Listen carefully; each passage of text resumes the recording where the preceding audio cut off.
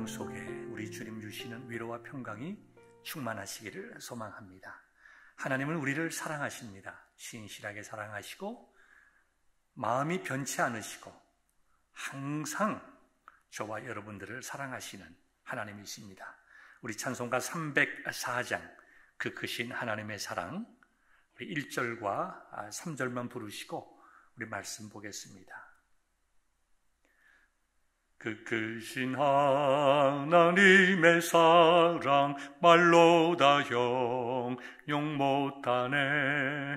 저 높고 높은 별을 넘어 이 낮고 낮은 땅 위에 죄범한 영혼 구하려 그 아들 보내사 화목제물 삼으시고 죄 용서하셨네.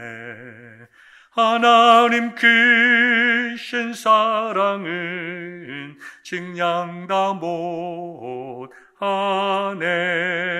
영원히 변치 않는 사랑 성도여 찬양하세.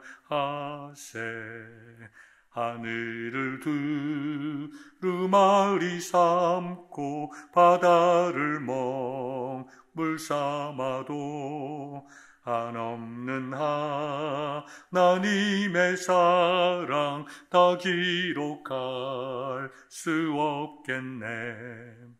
하나님의 크신 사랑 그 어찌 닿았을까.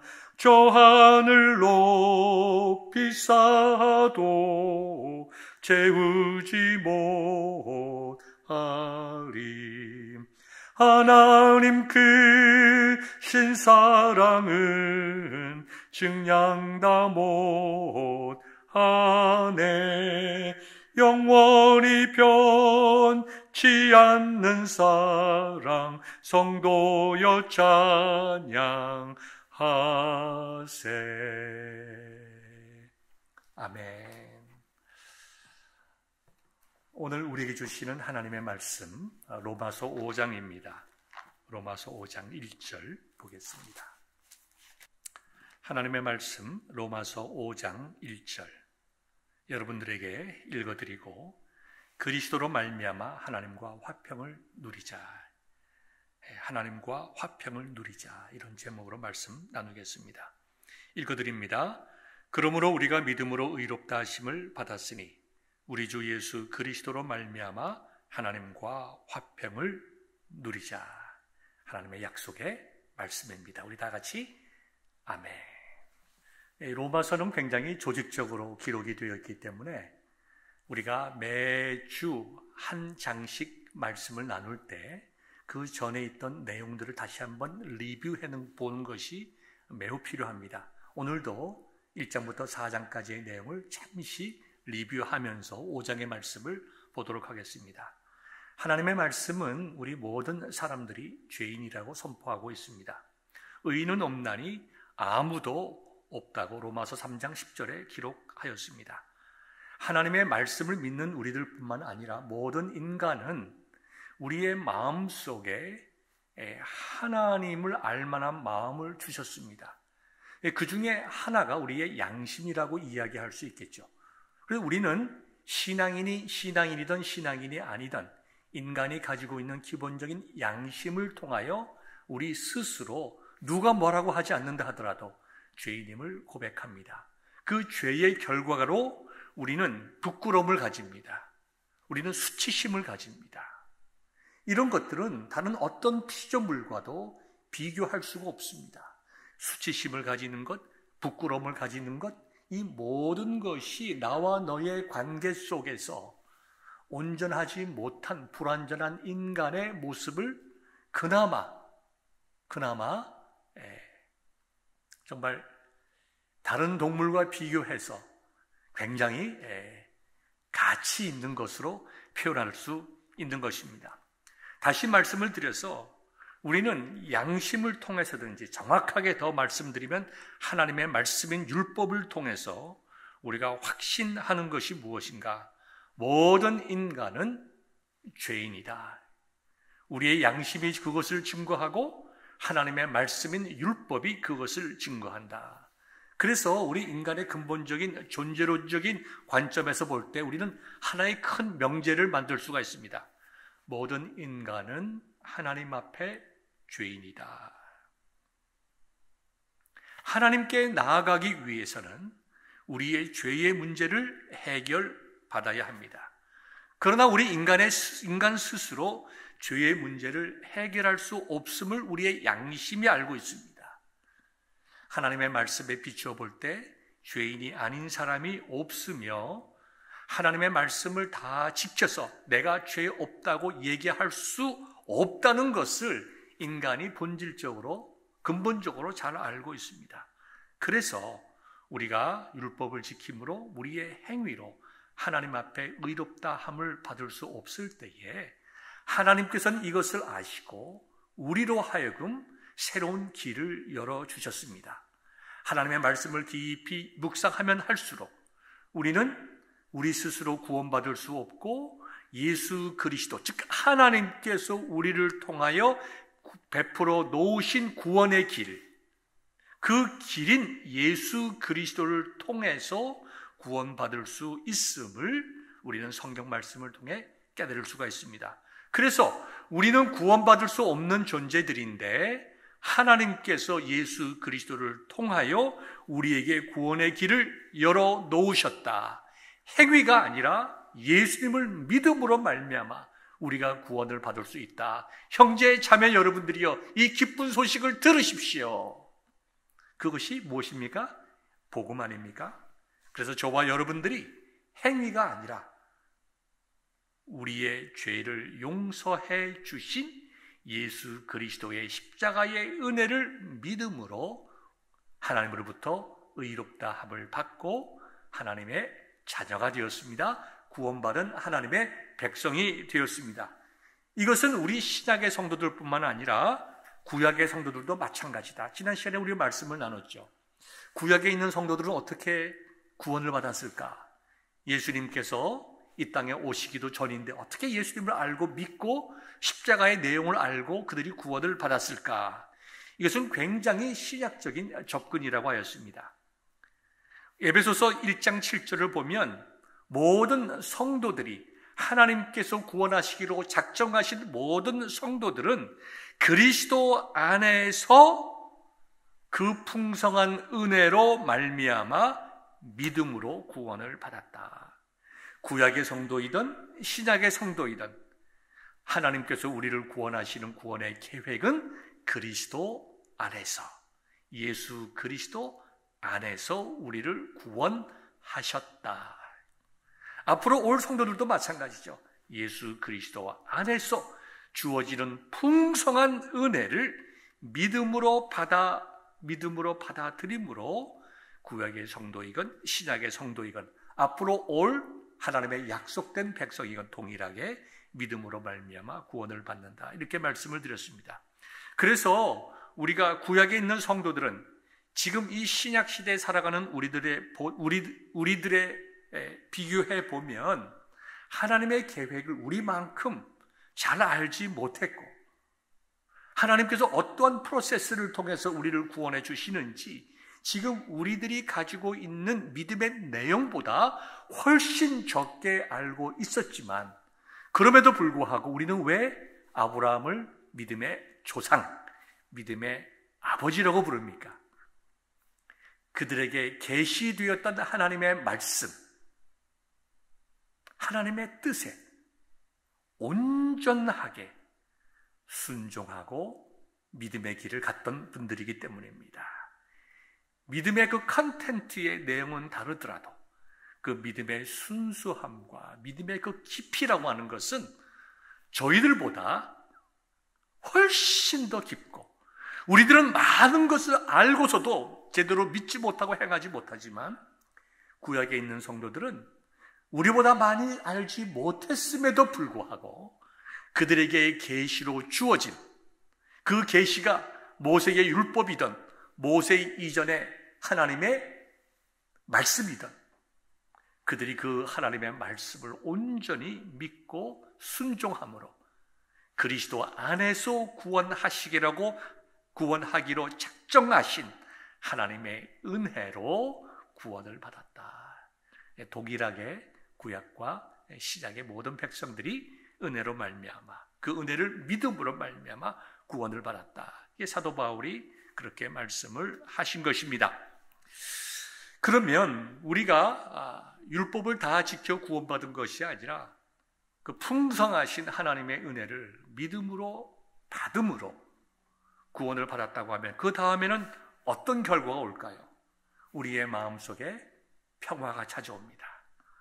여러분들은 이제 이 말씀을 듣는 여러분들은 어떤 이제 연령층에 있는지 제가 자세히 모르겠지만 여러 연령층이 있겠죠. 젊은 사람도 있고 좀 나이가 드신 분들도 있고 그럴 것입니다. 저는 젊었을 때보다 오늘 이 시간이 훨씬 더 죽음에 대해서 많이 생각합니다. 어저께도 저와 제처는 우리가 죽음은 어디에 묻히는 게 좋을까? 미국에 묻히는 것이 좋을까? 한국에 묻히는 것이 좋을까? 저하고 제처하고 굉장히 장시간 동안 이야기를 했습니다. 저와 제처가 무슨 죽음을 당장 눈앞에 두고 있는 그런 환자들이 아닙니다. 그럼에도 불구하고 죽음이라는 문제가 우리의 실생활 속에 굉장히 가깝게 느껴집니다. 내가 이제는 유언장을 마련하는 것이 옳지 않은가? 내가 아이들에게 마지막으로 줄 수 있는 메시지가 있다고 하면 그것이 무엇일까?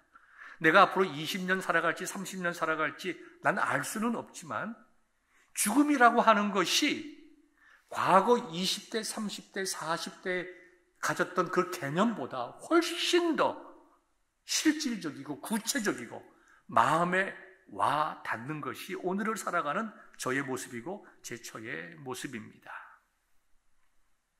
저와 제처가 TV를 좀 보다가 그 TV 내용 중에 한국에 있는 공동묘지가 있는데 굉장히 잘 꾸며놨어요. 그래서 저하고 제처하고 저기서 묻혔으면 좋겠다. 좀 덜 외롭겠다. 아이들이 다 미국에 있으니까 한국에 오지 않아도 못 와도 부모님의 묘지에 오지 않아도 마음속에 미안한 마음 갖지 않게 저런 곳에 묻혔으면 참 좋겠다. 예수님께서 오실 때 거기에 묻히던 모든 성도들하고 함께 할렐루야로 일어나면 얼마나 좋을까. 그러니까 제처 옆에서 그랬으면 좋겠다. 저기 어디지 좀 알아봤으면 좋겠다. 공동묘지입니다. 그런 마음을 제가 가질 만큼 우리의 마음속에 죽음이라고 하는 것이 굉장히 현실적으로 다가옵니다. 그런데요, 죽음을 생각할 때마다 우리의 마음속에 불안한 마음들이 스칩니다. 다른 사람으로부터 잊혀져 가는 것, 죽음의 과정, 그 고통, 과연 내가 구원을 받을 수 있을 것인가? 여러 가지 문제들이 예수님을 믿는 모든 사람들에게 주어지는 문제입니다. 저는 종종 예수님을 믿지 않고 나이가 들어가시는 분들이 무엇을 생각하며 살까?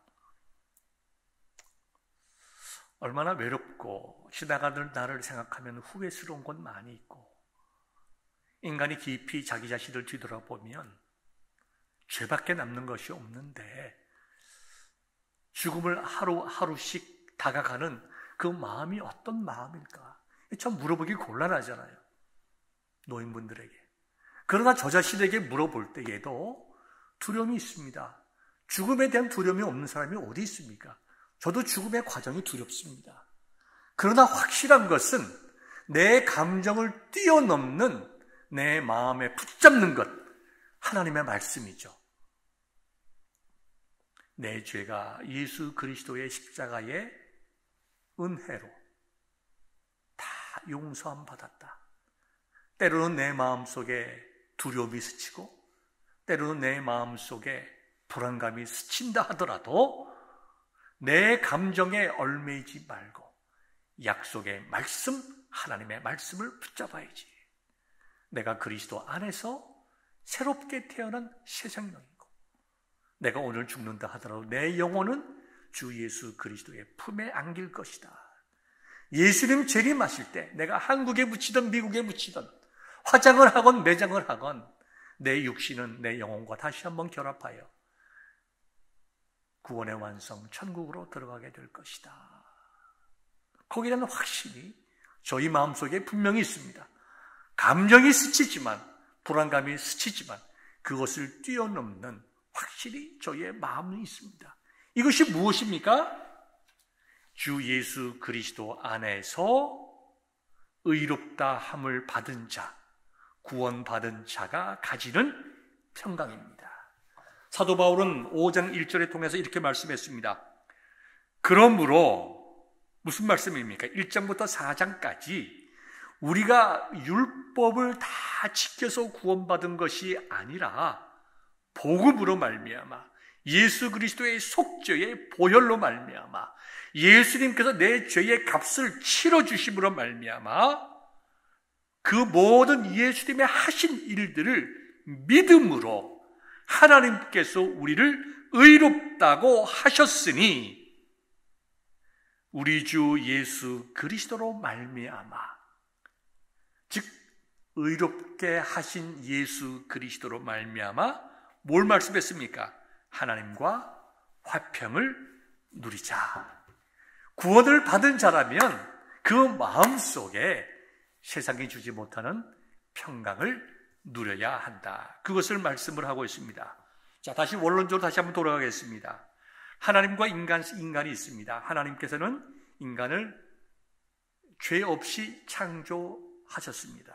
그래서 에덴 동산에서 아담과 하와가 하나님께 자유롭게 나아가고 하나님과 대화를 했습니다. 인간이 사탄의 꼬임에 빠져서 범죄한 후에 첫 번째 한 일이 뭡니까? 하나님이 부르실 때에 그들이 숨었습니다. 왜요? 두려움 때문에. 하나님과 그들 사이에 있었던 평화가 깨어졌기 때문에. 평화가 깨어지자 그 평화가 떠난 자리에 들어오는 게 뭡니까? 죄의식과 불안입니다. 평강이 없습니다. 그래서 그들은 숨었습니다. 예수님께서 하신 일은 이렇게 인간을 대표하는 아담, 죄의 결과로 하나님과 아담 사이에 막힌 그 장벽을 예수님께서 제거해 주셨습니다. 죄의 문제를 해결해 주심으로 우리를 하나님 앞에 평화를 가지고 나아가게 하셨다. 예를 들어 봅시다. 여기 어떤 사람이 있습니다.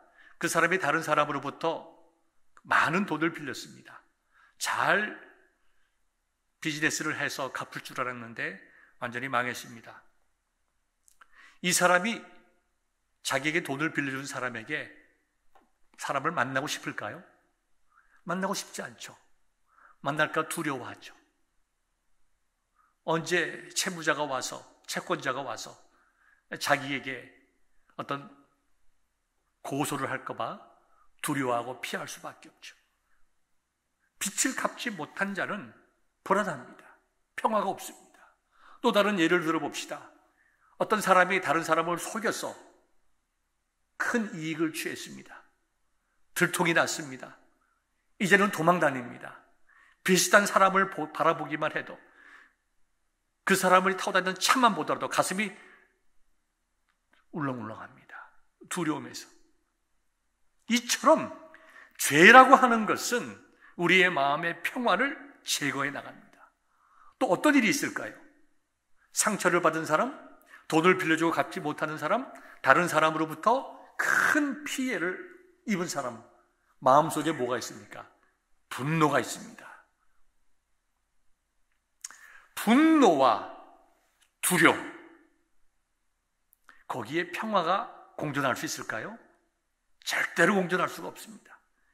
인간이 죄를 지었기에 하나님께서 분노하십니다. 공의의 하나님께서 공의를 행하셔야만 합니다. 인간은 죄를 지었으므로 하나님을 피하여 도망갑니다. 마음속에 평강이 없습니다. 늘 불안하고 양심이 있는 모든 사람들은 죽음 이후에 대해서 무언가 알 수 없는 불안감에 죽기를 싫어합니다.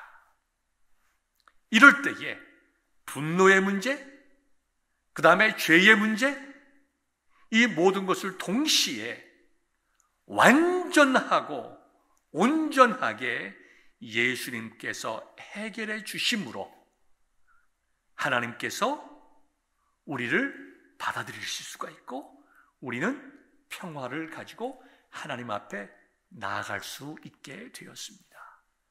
이것이 예수님으로 인하여 가지게 된 하나님과 우리의 평화의 문제입니다. 우리는 기쁨으로 하나님께 나아갈 수가 있고 하나님께서는 우리를 죄 없다라고 말씀해 주십니다.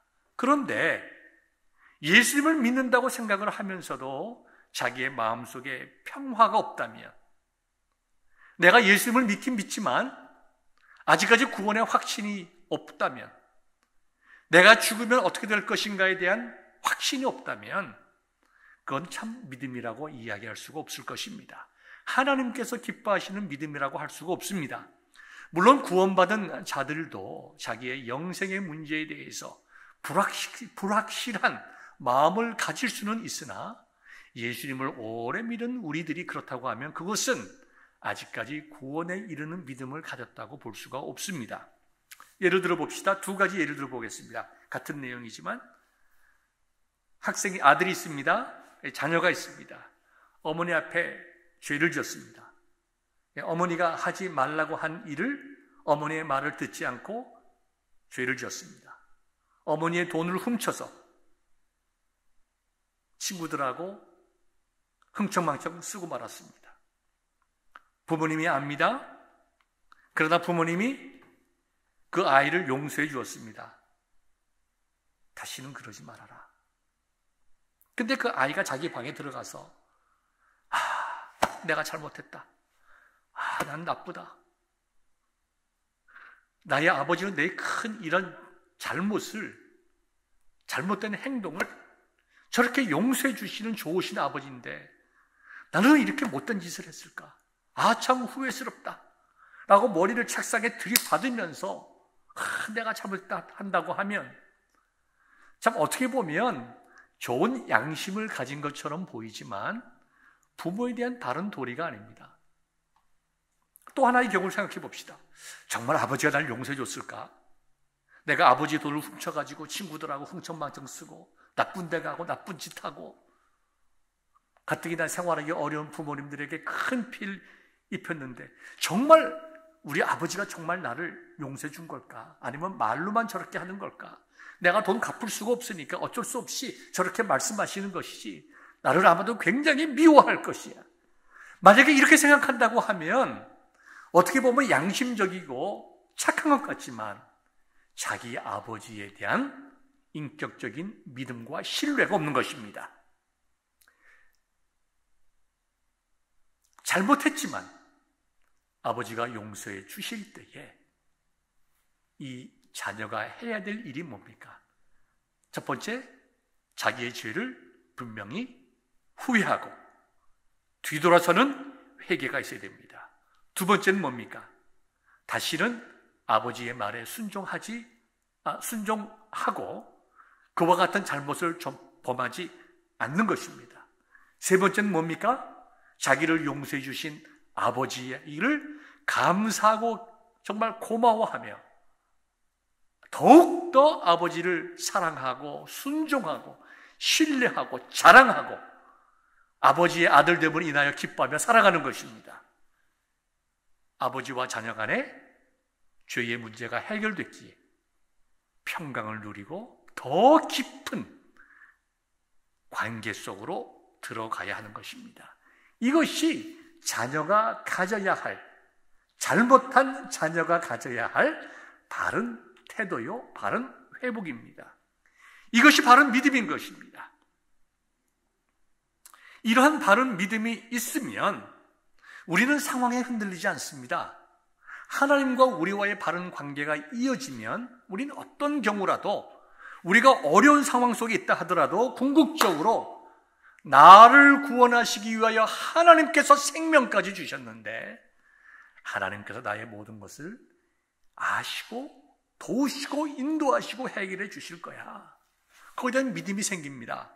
그래서 사도 바울은 5장 3절과 4절뿐만 보니까 우리가 환난 중에도 즐거워하나니 이는 환난은 인내를, 인내는 연단을, 연단은 소망을 이루는 줄 알미로다.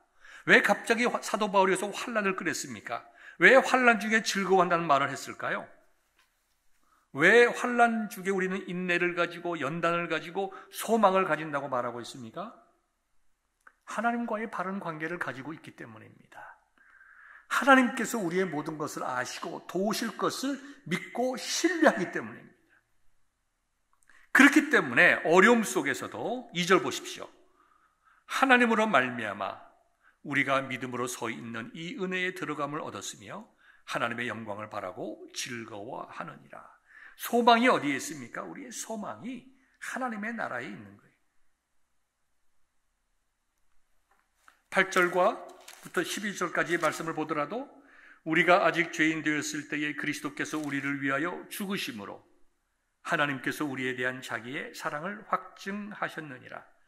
그러면 이제 우리가 그의 피로 말미암아 의롭다 하심을 받았으니 더욱 그로 말미암아 진노하심에서 구원을 받을 것이니 곧 우리가 원수 되었을 때에 그의 아들의 죽으심으로 말미암아 하나님과 화목하게 되었은즉 화목하게 된 자로서는 더욱 그의 살아나심으로 말미암아 구원을 받을 것이니라.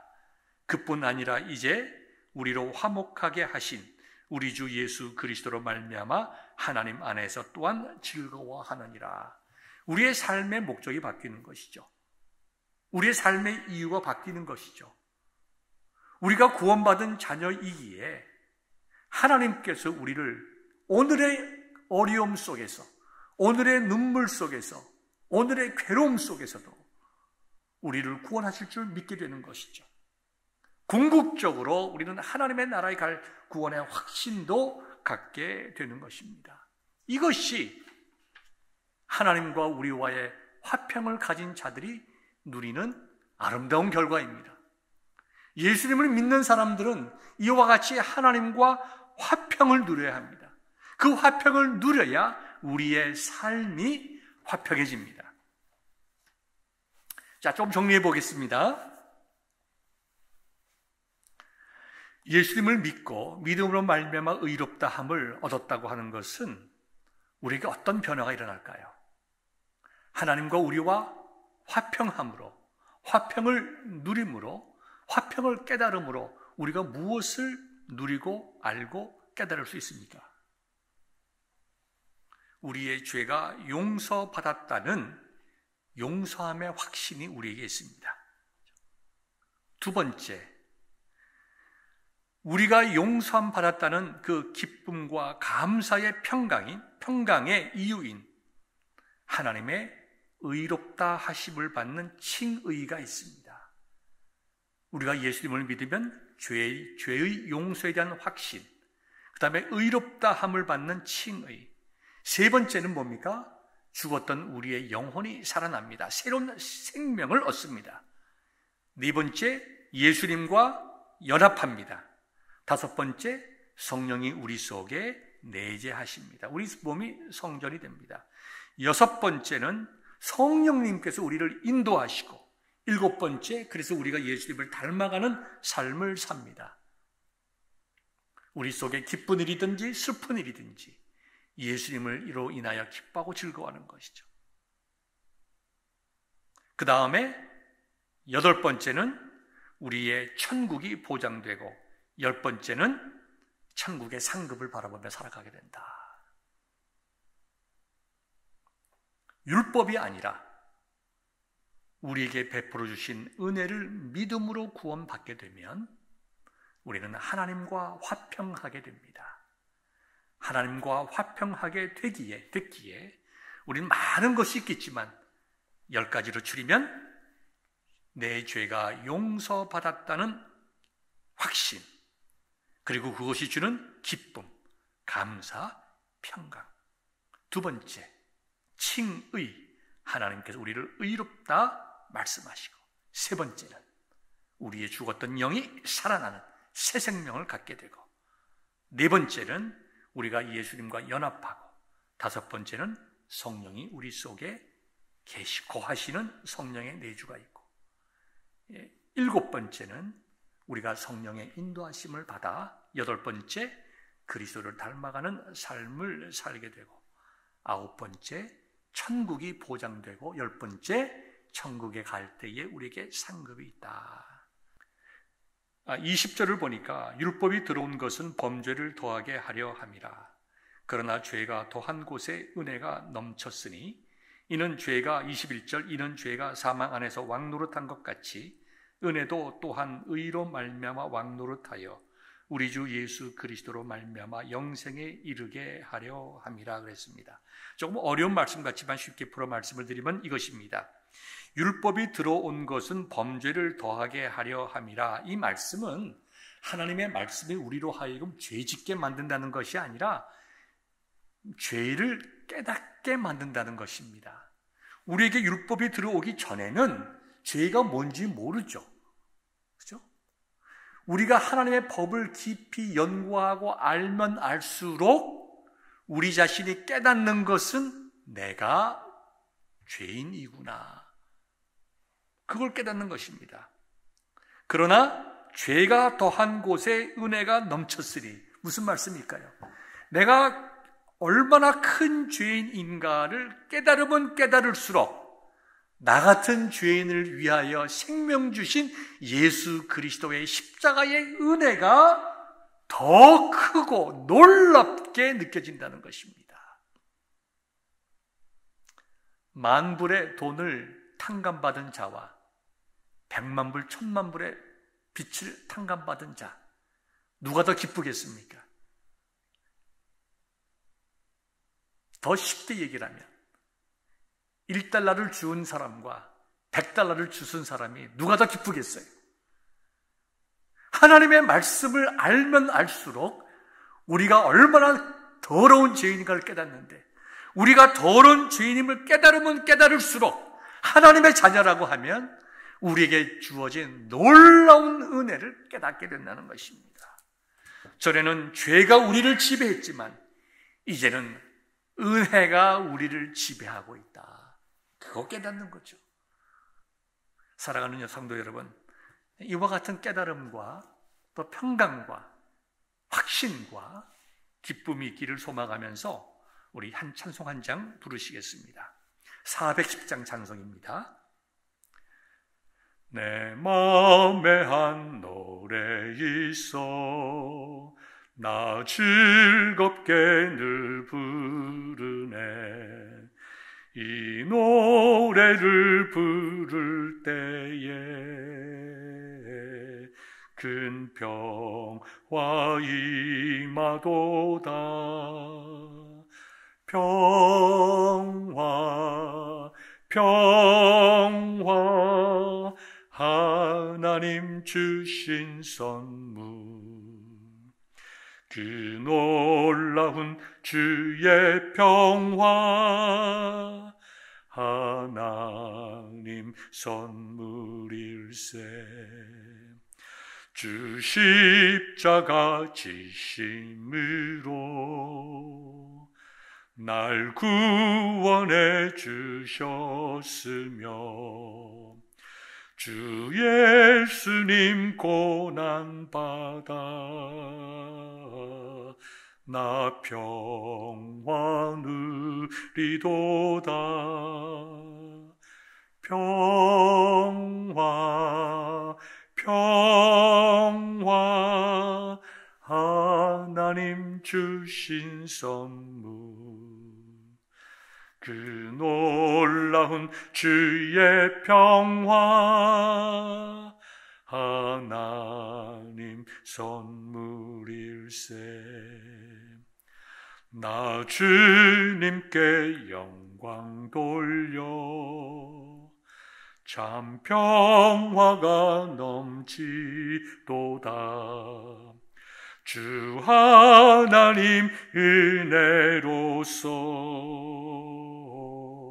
이 평화 누리도다. 평화 평화 하나님 주신 선물, 그 놀라운 주의 평화 하나님 선물일세. 이 평화를 얻으려고 주 앞으로 나갈 때 주 예수님 우리에게 이 평화 주시도다. 평화 평화 하나님 주신 선물, 오 크고 놀라운 평화 하나님 선물일세. 아멘. 사도 바울이 로마서 5장 1절 하반절에서 말씀을 하셨듯이 우리 주 예수 그리스도로 말미암과 하나님과 화평을 누리자, 이 말씀대로 구원의 확신, 믿음을 가지고 하나님과 화평을 누리고 기쁨과 즐거움, 인생 살아갈 수 있는 저와 여러분 되시기를 주의 이름으로 축원합니다. 기도하겠습니다.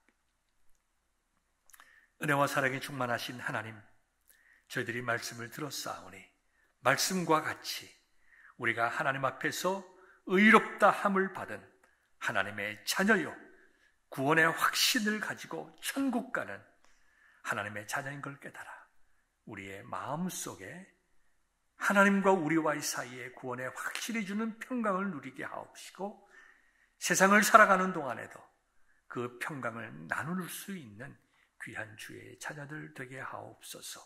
말씀을 들었사오니 말씀대로 살아가게 하옵시고 말씀을 증거하는 그런 아름다운 인생 살아가게 하옵소서. 말씀을 듣는 모든 주의 백성들이 이 말씀을 듣고 주 안에서 참 평강 누리게 하옵소서. 우리 구주 예수 그리스도의 이름으로 기도하옵나이다. 아멘. 하늘에 계신 우리 아버지여, 이름이 거룩히 여김을 받으시오며 나라가 임하시오며 뜻이 하늘에서 이루어진 것 같이 땅에서도 이루어지이다. 오늘 우리에게 일용할 양식을 주시옵고 우리가 우리에게 죄 지은 자를 사하여 준 것 같이 우리 죄를 사하여 주시옵고 우리를 시험에 들게 하지 마시옵고 다만 악에서 구하시옵소서. 나라와 권세와 영광이 아버지께 영원히 있사옵나이다. 아멘.